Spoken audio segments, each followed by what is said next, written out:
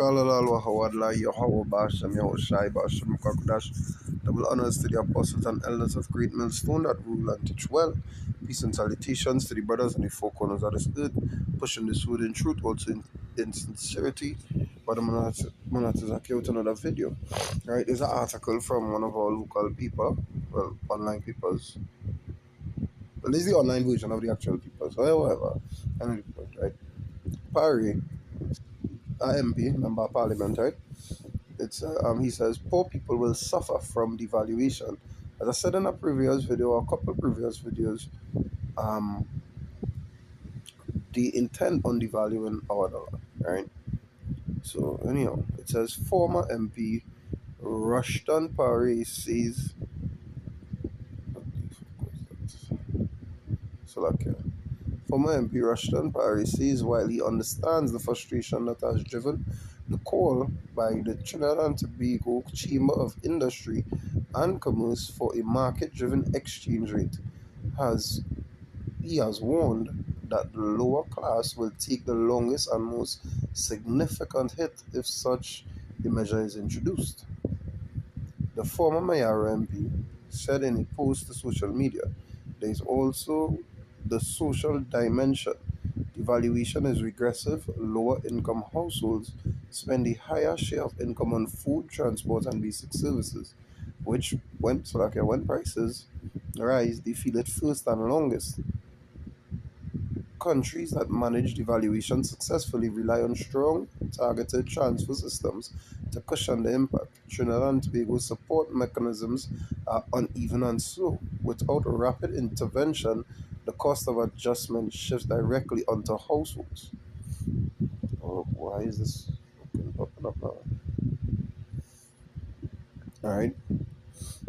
It says on Friday, the Chamber issued a position paper urging the government to address the foreign exchange situation, which had reached a breaking point. The paper argued that the current exchange rate regime has led to the TT dollar being overvalued for more than a decade.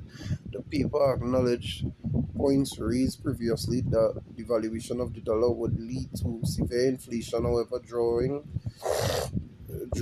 on examples of previous adjustments in 1988 and 1993, the paper argued that both instances demonstrated that control adjustments led to temporary, not destabilizing inflationary effects.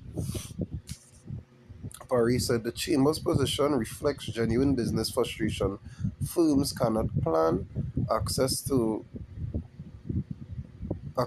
foreign exchanges uneven. Smaller operations wait while larger players manage. Investment decisions stall. Confidence weakens.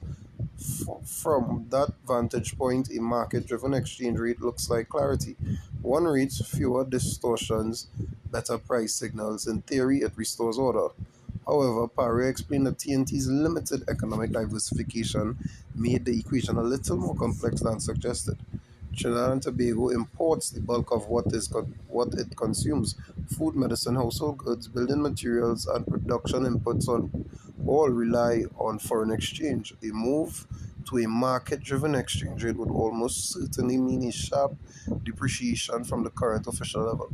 The change would flow quickly into prices. Supermarkets would reprice, pharmacies would reprice, transport and utilities would follow. Wages would not move at the same pace. He said, supporters of devaluation often point to competitiveness and exports. The logic is simple. A weaker currency makes exports cheaper and imports more expensive. The problem is that the logic assumes the export base ready to respond. In Trinidad and Tobago, export earnings remain dominated by energy. Energy exports are already priced in US dollars. Outside of energy, non-energy exports remain narrow and constrained by scale, logistics, access to finance, and policy inconsistency. Agriculture remains fragmented, undercapitalized, and exposed to climate shocks. A weaker currency raises input costs for these sectors before it improves output.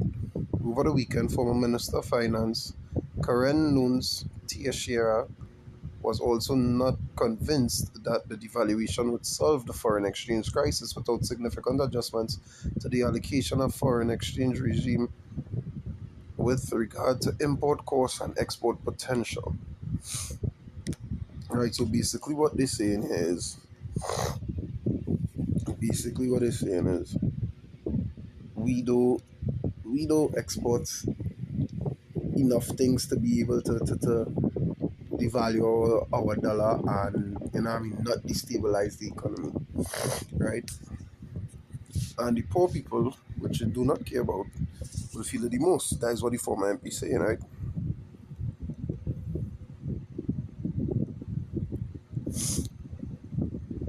Right, Proverbs 22 and 9. 22 and 2. So like it say when the righteous are in authority, the people rejoice. But when the wicked bear it rule, the people mourn. And these are the mourning, right? Because the wicked bear it rule.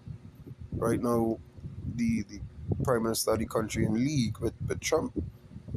The first thing she come in office and was what, fire 30,000 people earlier this year, right? And she's still firing people. Just today, coming home in a maxi, I talking to the driver about it. He talking about how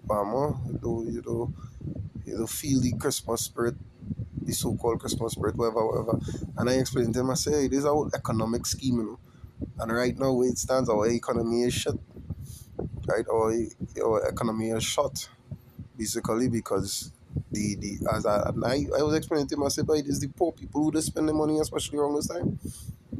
But when if I 30,000 poor people, what going to happen? And you want to talk about crime, that one increase crime because they have to live too. Men will resort to whatever means necessary. This kind of way. And when you devalue it, like all I was talking to the driver, you just chatting because it was me and he alone in Maxi coming down the road.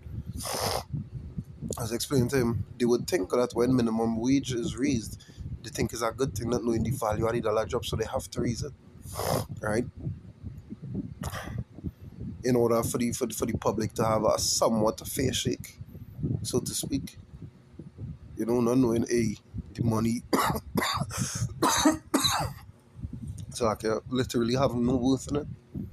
No worth. No worth. No worth. While the rich, see the way, as usual. The rich get away with whatever it is the case maybe. Is the poor, the people will suffer, right? And we know the majority of the poor people is Jake. I'm going to look at James 5 and 1. It says, go to now, ye rich men, weep and howl for your miseries that shall come upon you. Your riches are corrupted, and your garments are moth-eaten. Your gold and silver is cankered, and the rest of them shall be a witness against you, and shall eat your flesh as it were fire. Ye have heaped treasures together for the last days. Behold, the hire of the laborers who have reaped down your fields, which is of you kept back by fraud, crieth, and the cries of them which have reaped are entered into the ears of the Lord of Sabaoth. Right? That is what he's saying there. So the cries of the poor reach the ears of the Lord. Because why? Well, they oppressing the poor people. Right? They oppress the poor. That's how they get money. Right? That's how the rich remain rich. Micah 2 and 1, it says, woe to them that devise iniquity and with evil upon their beds. When the morning is light, they practice it because it is in the power of their hand. Right? And what the money based on right now is that it was never so. It used to be value, like gold, silver, precious stones, metals, all these things. But now they replace it with what? With that, with fiat currency, as they just say. Right? Fiat currency, that was a wicked act. That was wickedness. And look now. Look at what about to happen now. That country that even the former MP say, well, we are more or less a consumer country. We don't produce shit. Right? We don't produce shit. But it is in the power they have to say devalue the dollar. So the big boys go still see the power the people then go fight up. right? And yet still they go out, they vote, this so on, because why? Because they don't know, and they don't care to know the Lord.